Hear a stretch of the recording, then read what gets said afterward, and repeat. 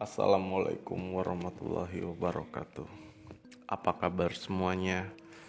Semoga selalu sehat dan selalu dalam lindungan Allah Subhanahu wa Ta'ala. Kembali lagi di channel yang membahas tentang sejarah-sejarah masa lalu bangsa Indonesia.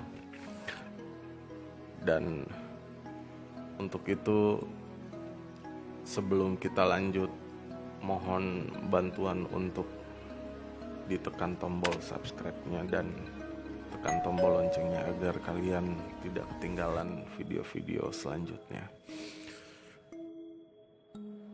Pada kesempatan kali ini, saya akan membawakan cerita sejarah tentang Kitab Sutasoma, penulis, isi, dan asal mula Bhinneka Tunggal Ika.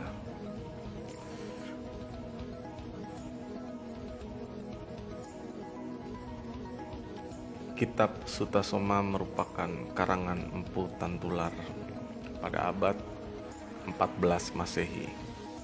Kakawin Sutasoma adalah peninggalan berupa karya sastra dari Kerajaan Majapahit. Kakawin dalam bahasa Jawa kuno berarti syair. Kitab ini ditulis dalam bahasa Jawa kuno dan menggunakan aksara Bali. Kitab Sutasoma telah ditulis kembali di atas daun lontar pada tahun 1851 dengan ukuran sebesar 40,5 kali 3,5 cm. Meski demikian, tidak diketahui siapa yang menuliskannya ulang. Berikut rangkuman isi Kitab Sutasoma.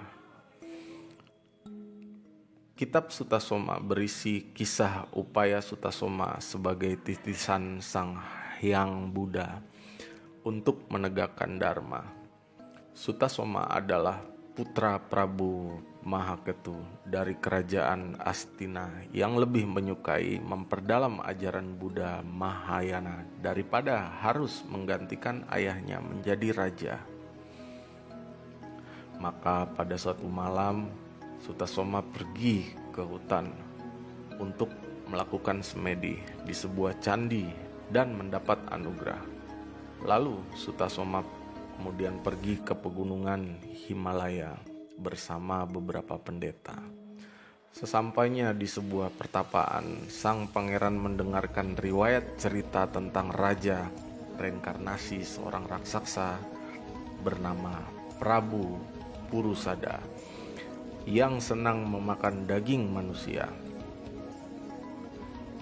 Para pendeta dan Batari Pretiwi membujuk Sutasoma agar membunuh Prabu Purusada.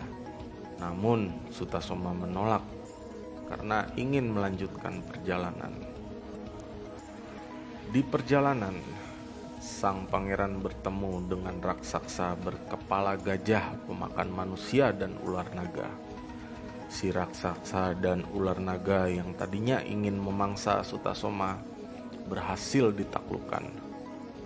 Setelah mendengar khotbah dari Sutasoma tentang agama Buddha, keduanya bersedia menjadi muridnya. Sang pangeran juga bertemu dengan harimau betina yang akan memakan anaknya sendiri. Sutasoma sempat mati karena bersedia menjadi mangsa harimau tersebut. Lalu datanglah Batara, Indra, dan Sutasoma dihidupkan kembali. Tersebutlah sepupu Sutasoma yang bernama Prabu Dasabahu. Ia berperang dengan anak buah Prabu Kalmasapada atau Purusada. Dalam pertempuran tersebut, anak buah Prabu Kalmasapada kalah dan meminta perlindungan Sutasoma. Prabu Dasabahu yang terus mengejar akhirnya tahu bahwa Sutasoma adalah sepupunya. Lalu diajak ke negerinya dan dijadikan ipar. Setelah kembali ke Astina, Sutasoma dinobatkan sebagai raja bergelar Prabu Sutasoma.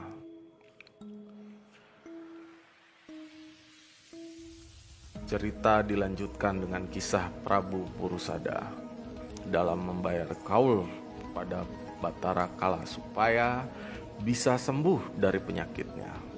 Purusada telah mengumpulkan 100 raja, tetapi Batara Kala tidak mau memakan mereka. Prabu Sutasoma bersedia menjadi santapan Bata sebagai ganti atas 100 raja sitaan Purusada. Mendengar permintaan Raja Astina, Purusada menjadi sadar akan perbuatannya dan berjanji tidak akan memakan daging manusia lagi. Cerita tentang sejarah kitab Sutasoma akan berlanjut pada video berikutnya atau pada episode kedua. Untuk saat ini saya mengucapkan terima kasih yang telah mengikuti dan menikmati video ini dari awal sampai akhir. Kita akan ketemu lagi pada episode kedua dengan judul Sejarah Kitab Sutasoma. Semoga pada video kali ini teman-teman mendapatkan sedikit pengetahuan dan informasi tentang sejarah kitab Sutasoma. Sampai ketemu lagi pada video berikutnya. Assalamualaikum warahmatullahi wabarakatuh.